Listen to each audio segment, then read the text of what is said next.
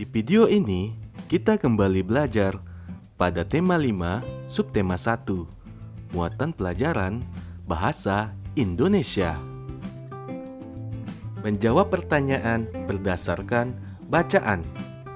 Untuk dapat menjawab pertanyaan dengan tepat, kamu harus memahami isi bacaan dengan cara menemukan semua informasi penting dalam bacaan. Informasi adalah sekumpulan data atau fakta yang diolah sehingga memiliki arti dan dapat dipahami oleh pembaca. Suatu pertanyaan biasanya mengandung kata tanya, seperti berikut ini.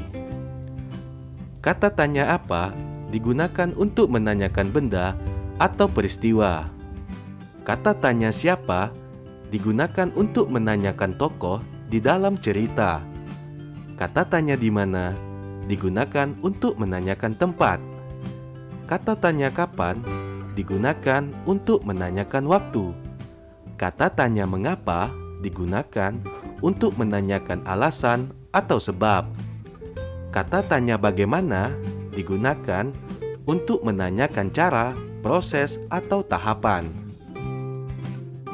Biasanya, jawaban dari pertanyaan bisa tersurat atau tersirat di dalam teks. Jawaban tersurat berarti jawaban tertulis jelas pada kalimat-kalimat dalam teks.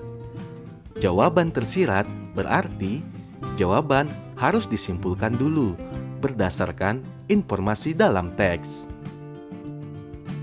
Menyampaikan jawaban dan menceritakan kembali isi teks.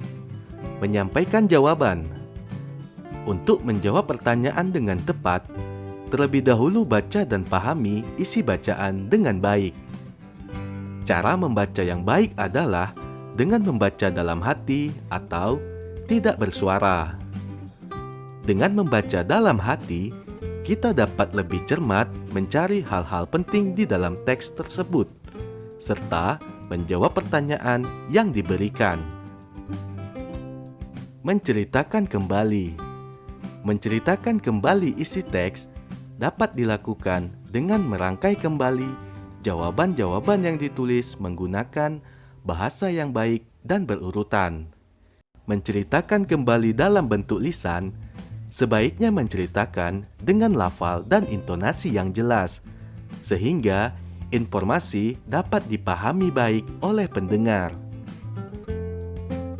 Menjelaskan informasi dari teks yang dibaca. Langkah-langkah untuk mengidentifikasi informasi dari suatu teks yaitu: 1. Perhatikan judul teks.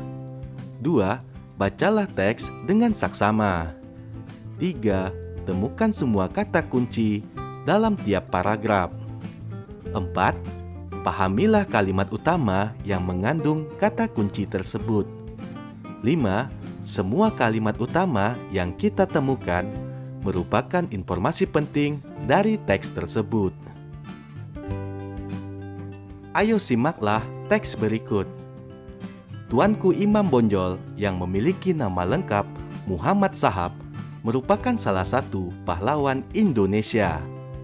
Beliau lahir di Pasaman, Sumatera Barat pada tahun 1772 dan wafat di usia 92 tahun tanggal 8 November 1864.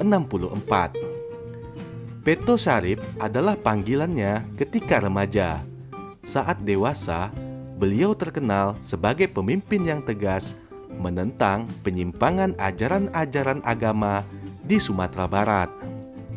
Jadi, informasi penting yang bisa kita ambil dari teks di atas adalah: nama lengkap Tuanku Imam Bonjol adalah Muhammad Shahab. Informasi yang kedua, Tuanku Imam Bonjol lahir di Pasaman tahun 1772 dan wafat pada tahun 1864 di usia 92 tahun. Mempresentasikan informasi dalam bentuk peta pikiran. Peta pikiran merupakan suatu cara untuk menyajikan konsep, ide, atau informasi lainnya dalam bentuk diagram. Pada peta pikiran, topik utama teks biasanya dihubungkan dengan informasi lain yang ditulis dalam bentuk kata kunci atau gambar. Penyajian informasi dalam bentuk peta pikiran diharapkan dapat membantu kita untuk mempelajari informasi dengan lebih cepat dan efisien. Berikut ini adalah contoh dari peta pikiran.